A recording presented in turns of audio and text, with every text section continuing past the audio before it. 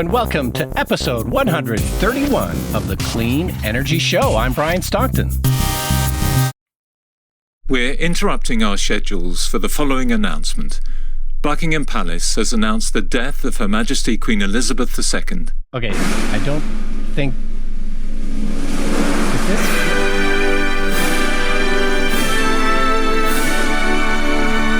No, I don't... What is this, the London Bridge Protocol? Yes. We've been waiting decades for this, and it's finally happened. Podcasts do not have to follow the London Bridge Protocol, James. Come on. They don't? It's fine. But I will say, the Queen is dead, long live the King. I'm James Whittingham. This week, my son's geology prof says there's not enough lithium to go 100% electric anytime soon. I promptly advised my son to quit university and educate himself on Facebook. This week, California didn't have enough power. While other grids in the U.S. have so much excess power, prices are often going negative. If I can get the grid to pay me to use my fancy coffee machine, I'll be rich. Tesla's production cost per vehicle is 42% of what it was just 5 years ago.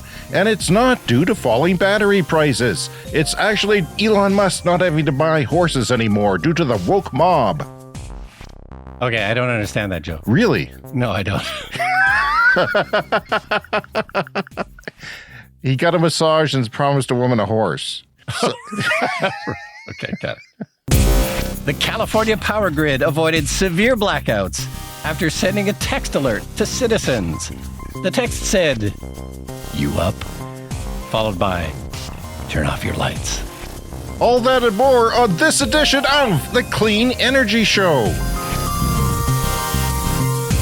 And Brian, this week we also have something from Bloomberg Opinion that says the energy transition and its supply chain are at what we need to beat climate change already. It's already being constructed. It's quite remarkable. Even apparently lithium. Yes.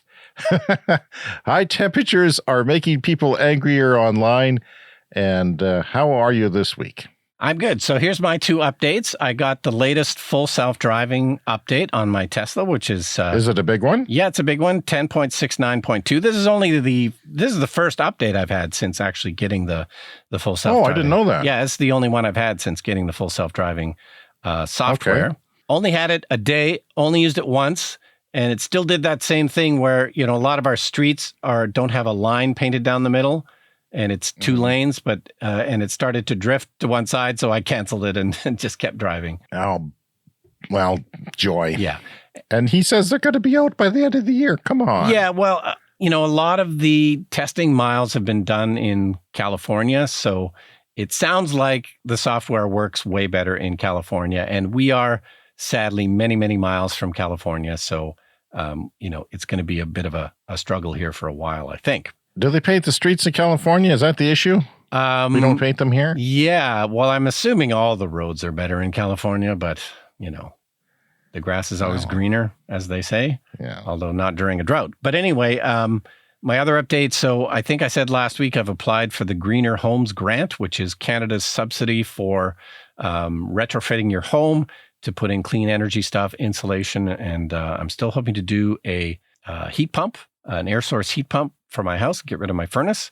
So the process is moving. I've been approved. I'm in the program. They can't do the blower test. So what they do is a blower test on your house to test the tightness of the house. And then you do the upgrades and they do another one. But we are part of, because our ceiling, the drywalls opened up in the ceiling in the kitchen because we were trying to fix those leaks. They can't do the blower test right away. But anyway, I just wanted to mention that I am hoping to go through this process. This is what it's available in Canada.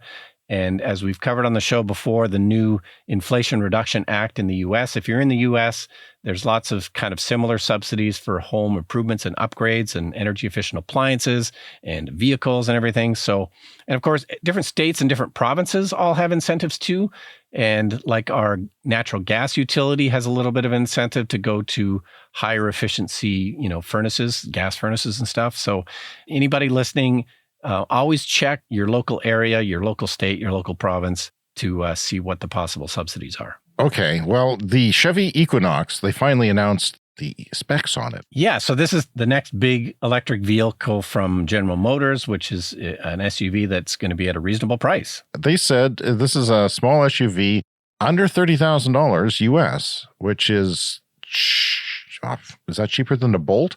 It's not cheaper than the Bolt now because they lowered the Bolt in the US, but it's the equivalent Canadian pricing would put it lower, I think, than the current Canadian pricing of the Bolt, and worldwide as well. Yeah, and if that's the price for the Equinox, one would think they would eventually drop the Bolt below that because that's a smaller car. The Equinox is actually making it hard for me to buy a Bolt because of two reasons. One, it'll render the Bolt obsolete. Yeah. Even if it's really close in price. It's a bigger vehicle. Yeah.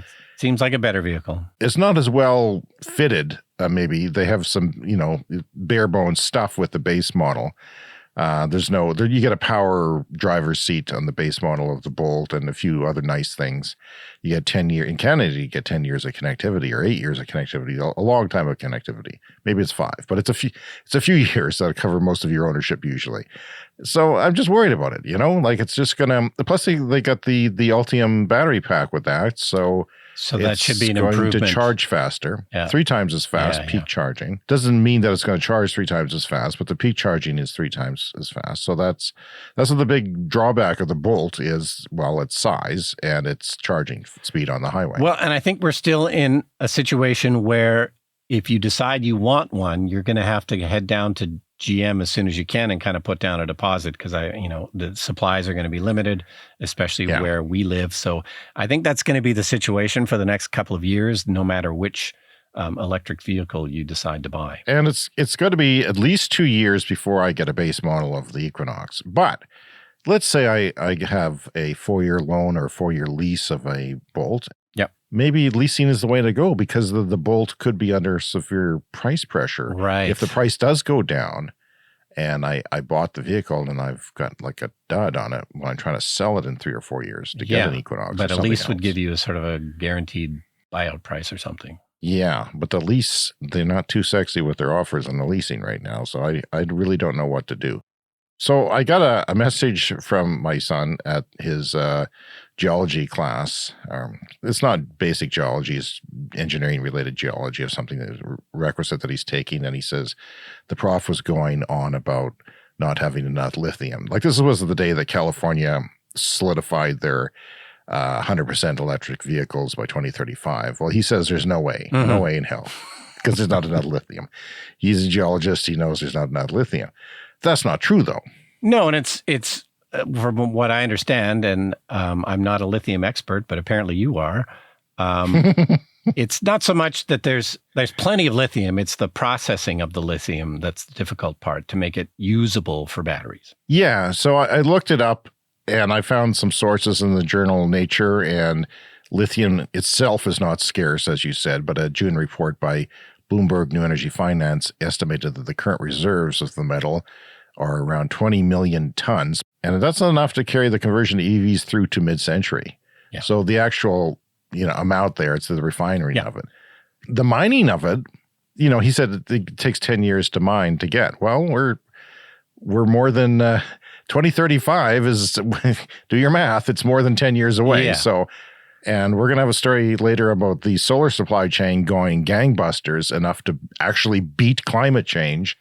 And, where there's a will, there's a way. And this is what's happening. Solar is ahead of everybody else, but batteries are coming. No, and there's money to be made. So presumably if there's money to be made, it seems plausible that there will possibly be some lithium bottlenecks where we won't have all that we need. There was an announcement from Tesla recently that they are trying to get a lithium mine or processing plant going in Texas. So the fact that Tesla is getting into it indicates that, maybe they are worried there's not quite enough lithium, but it's all part of the ramp. So I'm not worried, but, hey, I'm not a geology professor. And we're also going to talk about Tesla having an advantage because, 5-7 years ago, Musk was talking about lithium and he was on top of this, wasn't he? No, I mean, this is probably, this is the advantage of Tesla is they've been working on all of these things for at least a dozen years now. They've got a nice head start in figuring this stuff out. We were just before we went to record. Yeah. There was a threat in California of power blackouts, wasn't there? Yeah, so they've got a crazy heat wave going on there, and they were predicted just at the time that we were recording. They had managed to stave off blackouts for the previous couple of days, but it was all coming to a head just as we were recording our show last week. And they saved the grid. And how did they do it, James? They sent out a text message alert. Yeah. And Brian, it worked. It totally worked. That's the crazy thing. It worked. People said, okay, I will turn off my grow up for a couple of hours and or whatever they do in California. And it worked. Yeah, no, I thought that was quite remarkable. There was some graphs posted online of like exactly when the text went out and how power dipped. And I mean, obviously not everybody's going to listen to that, but that is one of the advantages of everybody having a cell phone. Here in our province, we had a bunch of emergency alerts for safety reasons a couple of weeks ago, and they were quite alarming to get. Definitely necessary for everybody's safety. I want to be informed of stuff like that. So if you and I were living in California, we would absolutely have gone and turned off some lights, turned off some power-hungry things. And clearly enough people think like us and did that as well. So I've got a pool pump running, right? Yeah. It's about 1,000 watts. Wow. Yeah, it's not fun. Swimming pools are not the most environmental thing. They're a bit heat niche. Yes, in fact, although you do run yours with thermal solar panels. So I heat it with solar, yeah. But there's chemicals and water, and I should probably do an assessment of that and compare it to having a hot tub. Because maybe a hot tub is more my thing. I like the freedom from gravity, Brian. That's what I'm really enjoying the last couple of years is the freedom from gravity. Because the fatter you are, the lighter you are in water. So I figure I weigh about as much as I would on the moon. And can you put a bunch of salt in the water and be even more buoyant? You could, but I wouldn't be able to touch the ground. And I don't think I would be walking around floating like a bob, bobbing up and down like a buoy. That's a horrible sight, especially in my Speedo. You know, I just bought a bunch of chemicals even after I closed the pool because I had to. I have to keep it treated until it freezes. And then in the spring, I have to treat it again and kill all the algae. And you know, so you have to do that with the hot tub, but it's you know, less. But then you heat it, and I can't heat it with solar panels, but I can't heat it with my thermal heating. Anyway, the pool's closed and winter's here. And that emergency alert that we had in Saskatchewan resolved itself. The person was caught and died in custody for what it's worth, but I won't dwell on that. The fact is, Brian, 500,000 homes in California and businesses had been warned that they might lose service. And within 5 minutes, it was all but over. That's all it took is 5 minutes. Yeah. I mean, maybe people are more conscious of, you know, energy demands these days, and we never used to think about it before, but maybe now it's not such a crazy thing to send out a text. Yeah, I mean, I think maybe they'd run into problems if they were sending out one of these alerts every couple of days. Eventually, people would get tired of it. Yeah, but if they could limit themselves to once or twice a year, then they can keep people's attention and they'll do it. Maybe we'll have smarter homes. Like my pool pump runs on, you know, a smart timer, a smart switch. Yeah. Maybe if I connected that to the power utility and allowed it to turn off, you know, things like that. I don't know what else it would be. My air conditioner thermostat goes up a degree. Yeah. Something like that. Well, actually, Apple has announced a new feature coming, I think, with the next update of their iOS, their mobile software. Is Apple's actually going to have a thing where your phone will only charge when there's the maximum amount of green electricity on the grid. They're going to figure out. That's cool. Why don't we have a story about that? What's wrong with you? You're the Apple guy here. This is it right now. This is our story about it. Tell me everything. Presumably it will figure this out for each jurisdiction because the grid is different every place. But it'll figure out when there's the most green power on the grid, and it'll only charge your phone during that time. See, phones take a lot of power now. They take 20, 40, 50 watts. Some tablets take 100 watts. Yeah. That's getting a little bit more serious, especially since, we don't have 100-watt light bulbs anymore. We have LED light bulbs. No, and when you think about, pretty much every single human being in North America has a smartphone. That's a few 100 million smartphones just in North America. That's a lot of juice when you add them all together. But I've said this before on the show that I wanted to know, when's the greenest time to charge my car? Yeah. Because we live on a power grid that has 45% coal. Yeah. Something like that. And I want to know, am I, like, is there more hydro in the mix at 3 a.m. than, say, if I plugged it in and charged it at 7 in the night or something, or, even during the day, during a business day? And I couldn't get a response from the utility, SAS Power. Yeah. I want to know that. I don't know if they know that. I hope they know that. But yeah, that's a very interesting question. So we'll have to see if Apple figures out our jurisdiction. Yeah. I'd be curious. Maybe they'd listen to Apple and not you. Yeah, well, maybe Apple figures it out, and then I'll learn from that and know we'll know when to charge our cars, because all electric cars have preset timers on them that you can do. A lot of them you can do from an app. And I don't have an app for mine, because I bought the base model, but I do set a timer on it every time. Millions of Californians, though, received these alerts that the grid was in peril. Millions of them, Brian. Yeah. Millions. Interesting. I just wonder, though, like, if we can integrate our homes into the power grid better, because we're getting smart meters on our house. That's, so that tells the utility what's going on faster in real time. And maybe they can say, well, Joe Schmo at 1200 Fifth Avenue uses a lot of electricity between 5 and 7, and he's crashing the grid. Maybe he could find something to cut down on. And maybe they wouldn't send an alert to somebody who has, a trickle of electricity because they're gone during that time. Well, that makes me want to skip ahead to one of the stories we were going to have this week, again from Bloomberg, and this is about negative power prices. And I've heard about this in the UK and in other jurisdictions, but I didn't realize it was happening quite so much in the US. And so this definitely relates to what we're talking about now. And I think basically what you're just asking about here is basically the grid just isn't smart enough yet. It will eventually get there, and it's also not interconnected enough. So in the US, there is 7 different utility grids, and they're not all connected. It's basically 7 regions of 7 grids. In certain places at certain times, there's excess wind and excess solar, so much so that they have too much power at certain times of the day. This results in negative pricing and encouraging people to just use extra power.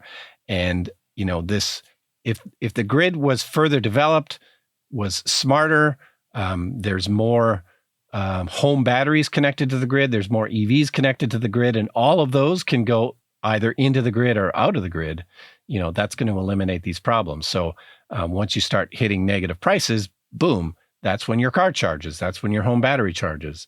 And it's coming. It's just going to take a long time. I thought we'd talk a little bit about Tesla this week because there's a lot going on, and it's kind of interesting. One thing that I'll start with is a bit of information I learned on Twitter, and that is, how supercharger pricing is creeping up, right? It's getting more and more expensive all the time. That Tesla sets the price for their superchargers. Yeah, it was super cheap when I got my car 2.5 years ago. It was almost nothing, just a few bucks a charge. And now it's more like $15-20 a charge, Ouch. Which, is annoying, but it's still way better than gas. And, it is what it is. Well, now they're saying that it's now the equivalent of a 30 to 40 mile per gallon gas car, which isn't even that great. Because, the Prius does 50 miles per gallon. So it's saying it's like that. Yeah, well, but that's supercharging, by the way. No, remember, you don't always supercharge. You mostly charge at home if you can. Yeah. So that's the caveat there. Yeah, 95% of the time or even 99% of the time you charge at home. So yeah, it sucks to pay that much when you're on the road, but still way cheaper than gas. Yeah, and electricity is usually a lot cheaper at home. Plus, if you're like us, you have the option of making it even cheaper if you can invest in some solar panels and you have a good enough situation with your local utility. Yeah. Martin Avisha, the vice president of investor relations at Tesla, said Monday during a presentation at the Goldman Sachs Tech Conference in San Francisco that Tesla currently has all the supply it needs. This is courtesy of Business Insider. This is an interesting statement. This is a shift from Tesla's is always supply constrained with their batteries. Yeah. Now they have all they need. What happened? Well, it's just all that groundwork that they laid is starting to pay off, which is, they basically just saw this coming before everybody else. And it's an obvious thing to you and me. It's like, okay, well, the world needs to get off oil. So what do? You do the math, and it's like, well, guess what? We need an insane number of batteries. And Tesla figured this out 10 or possibly as much as 20 years ago. And so they've been working on this problem for 10 or 20 years. And they're just far ahead of the game, because that's always been their ethos. Is it's like, well, no one else is doing it, so we have to do it ourselves, since they were the first ones up to bat, as it were. So, they've just got a big head start. And, the other players are figuring it out too. And as we always say, there's announcements every week of new battery factories and such. So it's, as a Tesla investor, it's great news that they are not constrained by battery supply. They're buying them from everybody that will sell them, CATL and Panasonic, and as well as, just starting to ramp up their own batteries. We're hitting the S-curve of EV adoption, and it is constrained by supply.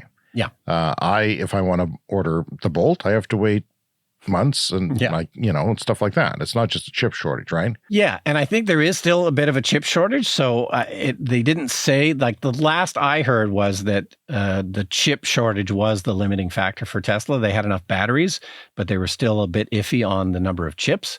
But this more recent statement suggests, okay, well, maybe they've got enough chips now. Well, the statement says, for the first time I can remember, we can access all the supply we need for both businesses.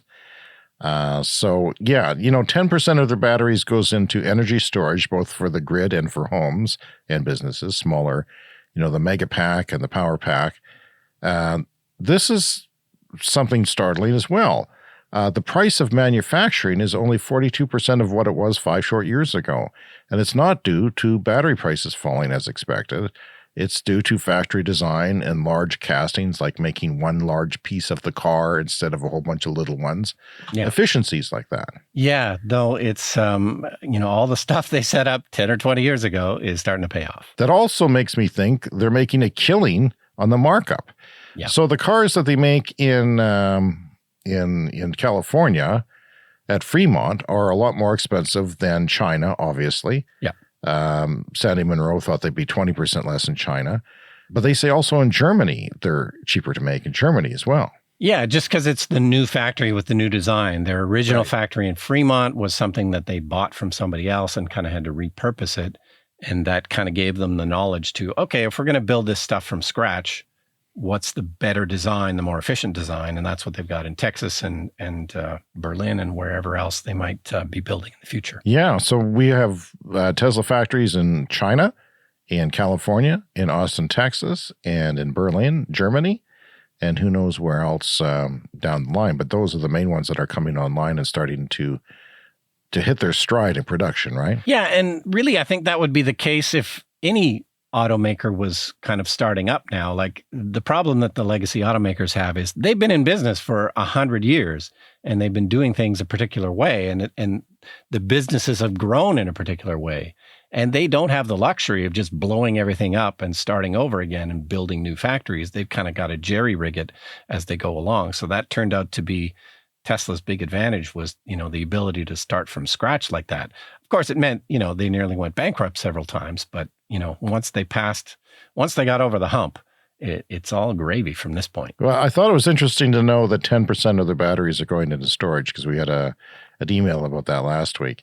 I think there's an insatiable demand for storage as well, obviously. Oh, yeah. It's just a matter of price. When the price hits a certain point, it's going to go crazy because, the grid is greening and we need that storage for it. Yeah, and from what I understand, they would maybe do more than 10% of the batteries to storage, but the profits are just way better in the cars. So 10% is all they can manage right now. But, eventually more batteries, more grid storage, et cetera. So you're basically just selling the batteries with a little bit of equipment, whereas the car is the batteries with a lot of equipment. And so the markup comes from the bigger spend. So yeah, it's quite remarkable, and it makes me think that the other manufacturers might be further behind than I thought, which is good if you're a Tesla investor like yourself, because the demand for electric car, man, I tell you, I see so many Teslas, I keep thinking it's you, and it's never you. It's never you. No, I was driving with my partner the other day, and I said, look, I have an announcement to make. I'm now going to stop pointing out every Tesla that I see. because it's just become too annoying. I used to do that. Hey, there's a Tesla. Hey, there's a Tesla. No more. So yeah, if you're new to the podcast, full disclosure, I am a Tesla investor. Yeah. Wow. That's actually a big announcement, Brian. Yeah. Because I haven't stopped doing that. And my daughter hasn't stopped doing that. And sometimes she'll text me, Tesla. Just that's what she'll say in the text. She's it's the punch buggy of our time, really. Exactly, yeah. So the supercharger version 4 is apparently being set up in Arizona with a mega pack. That's the grid size, truck container size storage of batteries and solar, which is something that Elon has been promising for years, that all superchargers would have a solar installation, either adjacent to them or right on top or around them. No, that makes sense. We always see those renderings of, the car park of the future where there's solar panels you park underneath to protect your car from rain, but you also get some free solar charging. So, eventually I think most car charging spots will include some solar. It's probably never enough to actually, fully supply the cars, but that's fine. So we don't know the maximum charge rate of these new chargers. In fact, has there even been an announcement on it? I mean, what do we know? No, we don't know too much other than, these are going to be prepared for cars other than Teslas, more so than the other ones. There was going to be maybe a second cable, but now it's sounding more like it would be an adapter. There'll be an adapter included with each one. So we think every Tesla charger can be adapted to charge non-Teslas, but these ones are going to be designed that way. I wonder how they'll do that with the adapter so people don't steal them, because they're worth hundreds of dollars. Yeah, hooked on with a wire or something. I don't know. Maybe lots of video cameras too. And that too, yeah. We don't know the charge speed, but what was the maximum charge speed of the version 3? It's currently 250, but we believe that even on the version 3 chargers, they can probably up it to 300, 350, but they haven't done it yet. So most of the third-party chargers that are out now, let's call them non-Tesla chargers, do 350, like the Electrify America, or they're capable of 350. They don't do 350, but they're capable of it. That would imply that 350 is not too difficult to get to. That's based on the voltage, I think. So Supercharger V4 is out, and I guess they'll start testing them and maybe announcing what exactly they do. Everybody sort of expects that they'll bump it up a little bit, maybe, perhaps for the Cybertruck. What do you think? Yeah, like up to just 350 kilowatts or something? Or 300 or something, more than what they have now. Yeah. My car is limited to 170 kilowatts, and I have not found that to be a real problem on the highway trips. So I think 250 is fine. 350 is fine, whatever they can do. So Tesla's cranking out 6,500 Powerwalls. This is the battery packs for home storage a week, and 9,000 battery packs a week in Nevada. So the battery packs are 9,000 in Nevada for vehicles per week, and 6,500 Powerwalls. That's pretty good. Yeah. That's people are going to start buying these suckers, and battery prices, have to go down at some point. If we don't run out of lithium, geology professor, they're testing new side repeater cameras with a wider field of view. What do you think of that? What's the deal with that? Is it anything to do with self-driving improvements, or is it just a feature for coolness, for like just having a better surround view of the car? I would think it's probably both. I mean, there's always going to be upgrades. There's always going to be new camera modules available. So, why not move to the new ones? This is the Clean Energy Show with Brian Stockton and James Whittingham. Every now and again, Brian, a Twitter thread blows my mind, explodes my little head. And this is one of those Twitter threads. It was from David Fickling, a Bloomberg New Energy opinion writer for Bloomberg. He says that solar is on an unstoppable path to solve climate change. And this is something that he didn't know. He's not telling us that. He said he looked into it.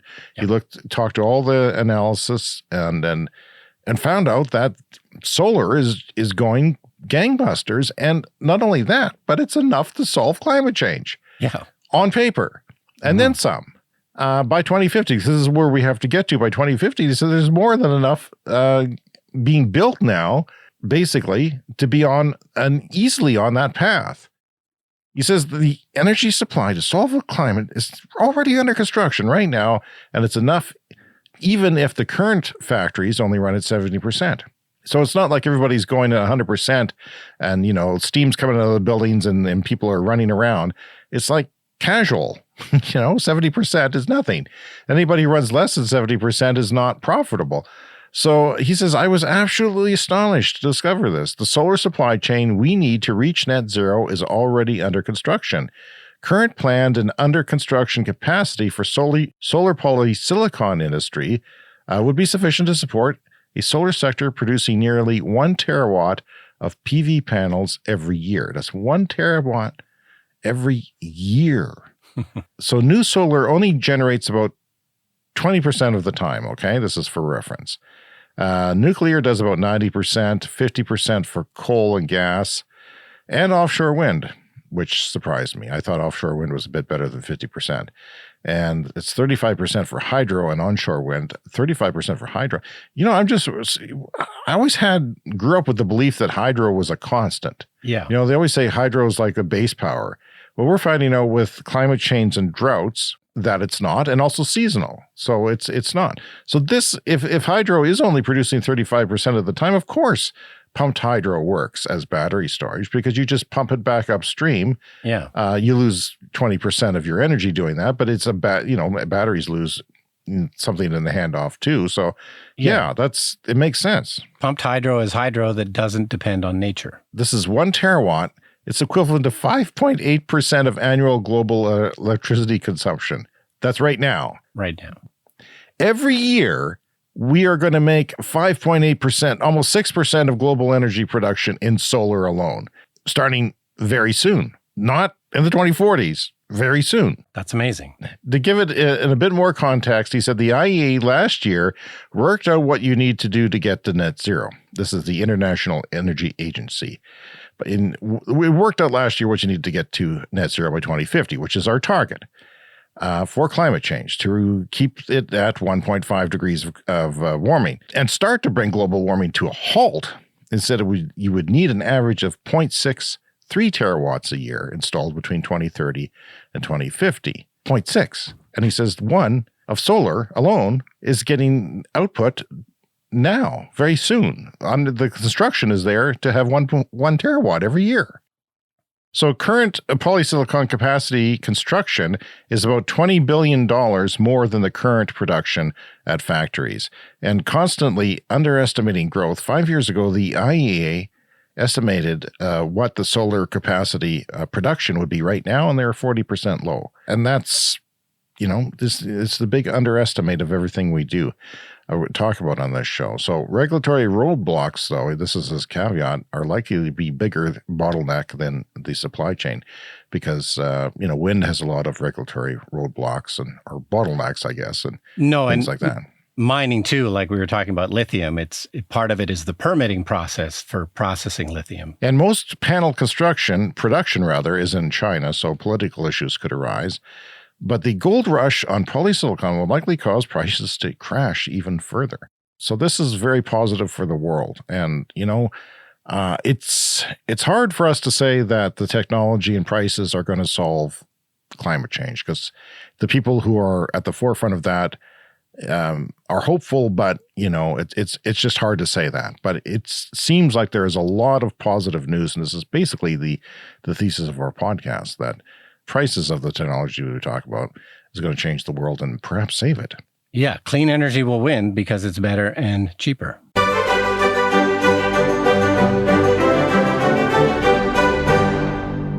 High temperatures are making people angrier online. So this is another article from Bloomberg. Somebody did a study about when temperatures rise above 30 degrees Celsius or 86 Fahrenheit. Hate speech increases on social media when the temperatures go above 30 Celsius. So you're kidding. This is maybe not too surprising. I mean, people get hot and they get angry. It actually makes me think of, you remember Do the Right Thing, the great Spike Lee film from 25 years ago or so?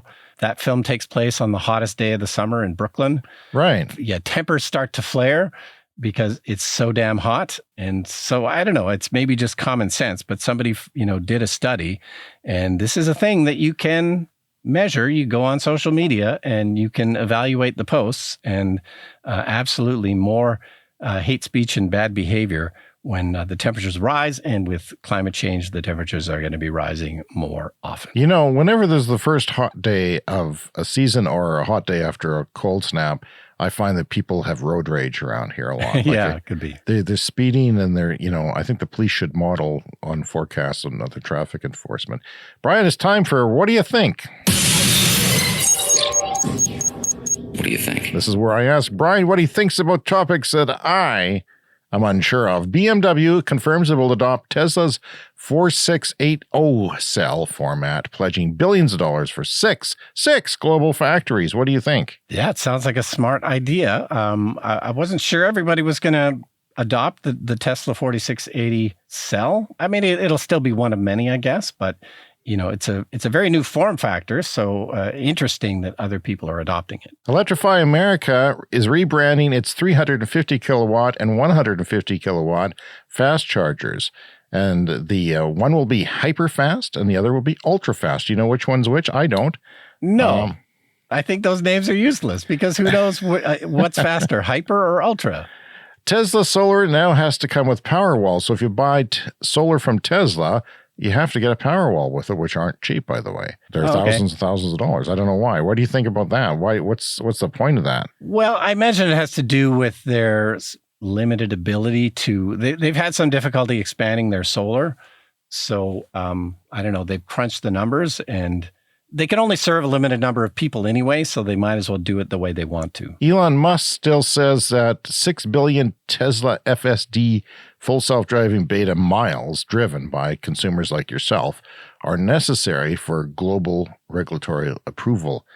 Do you know where they're at now? Like, what does that mean? Yeah. It just means there's a lot of miles before it's going to work, or what? Yeah, I'm surprised that there's any kind of a number attached to it. I mean, the main thing is the software's got to work. So who knows how many billions of miles they're going to need for, and they can't process all the data from all those miles. So yeah, I'm not sure what that means. All right, let's briefly dip into the mailbag, Brian, and also the lightning round is coming up later in the show where we'll skim through the rest of the week's headlines. Dear Clean Energy Show, I am an autistic boy named, name withheld, to talk about ammonia and hydrogen vehicles in your podcast. Here are some videos about it. And he gave us about 90 links to YouTube videos, and I'm not even exaggerating. There is dozens and dozens of links that he gave, which was great. And he says, credit me under the alias Clazal Blano for giving you the suggestion and the research. Please, fame isn't for me. Have a nice day, gentlemen. That's one of the problems when people write into the podcast, Brian, is fame.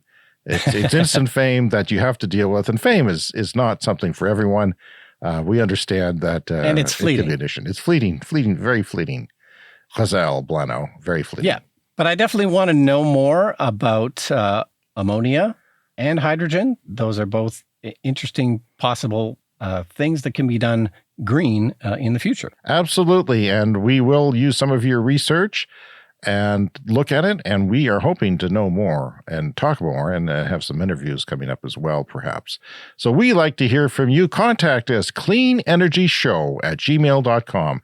We're on Twitter and TikTok. Hell, we're everywhere, Brian. Don't forget our YouTube channel and our SpeakPipe Clean Energy Show is our handle on speakpipe.com/Clean Energy Show. And now, of course, it's time for the lightning round.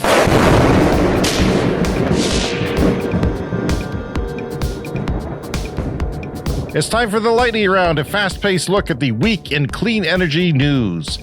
And Brian, this year, Germany moved to a goal of 100% renewables by 2035. They doubled the goal for onshore wind, tripled solar goals, quadrupled offshore wind ones, all in the space of a few weeks. Thank you, Russia.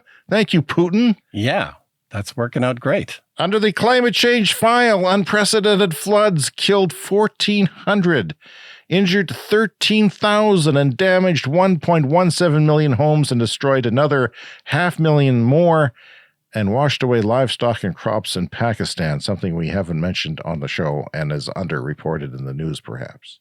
We did mention it briefly a couple of weeks ago, I know, but it's true. This is a massive, massive story. And, all of our thoughts to people in Pakistan dealing with that horrible tragedy. And it's time for a Clean Energy Fast Fact. Brian, a single Tesla Megapack, that is the truck size, semi-truck size utility Megapack, can hold enough energy to charge how many Tesla vehicles? 40. That's not bad. I mean, the battery packs in cars are pretty big, so that's good to know. From Electric Autonomy Canada, Toronto Fire Services, Canada's largest municipal fire department, is buying its first electric pumper truck. Unfortunately, it'll cost twice as much as a standard one, $2 million. What do you think of that? Wow. I mean, more upfront, but probably cheaper in the long run. That's usually how these things work. They told Electric Autonomy Canada, North American firefighters prefer something bigger and more traditional looking in the fire truck department. So we decided that we were going to build a truck that looked and felt like a North American fire truck, which sounds like it's overbuilt. And it's just going to run on electric instead of diesel. Oh, time for another Clean Energy Show Fast Fact. In 2020, 70 to 80% of lithium-ion battery costs were raw materials this year. But in 2010, it was only 20 to 30%. So, yeah, it's the rest of the battery has come down, the raw materials not as much. But that just goes to show you that making a lot of batteries reduces the prices. Interesting. From Bloomberg, the United States is estimated to host about a third of global crypto asset operations. And get this, it currently consumes about 0.9 to 1.7% of total U.S. electricity usage. Yeah, turn off your crypto in California when the power might go out, guys. That's the first thing you should start. In a clean energy future, not a big deal, but right now, we don't need that. Panasonic scoped 2 potential sites in the United States, Kansas and Oklahoma, for a $4 billion investment in a new lithium-ion battery assembly plant, likely to support Tesla EV assembly in Texas. They initially selected Kansas, but after the big Biden bill, the IRA, the Inflation Reduction Act, passed, they said, what the heck? Why not both? So they doubled it. And they doubled just like that. There you go. Sign of the times. And it's not a future. It's now.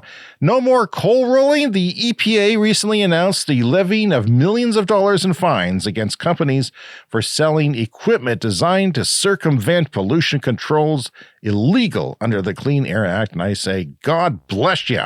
It's about time. We don't want any more damn coal related. That is our time for this week. We like to hear from you. Contact us, as I said. Our email is cleanenergyshow@gmail.com. Get out your typewriter now and send us a message. We're on Twitter, TikTok, Clean Energy Pod. Don't forget to check out our YouTube channel because we are there in visual form. And you can leave us a voicemail at speakpipe.com/cleanenergyshow, and we will mention your birthday on your birthday. And if you're new to the show, remember to subscribe to our podcast because every week, you get more of this great content. And God save the King. See you next week.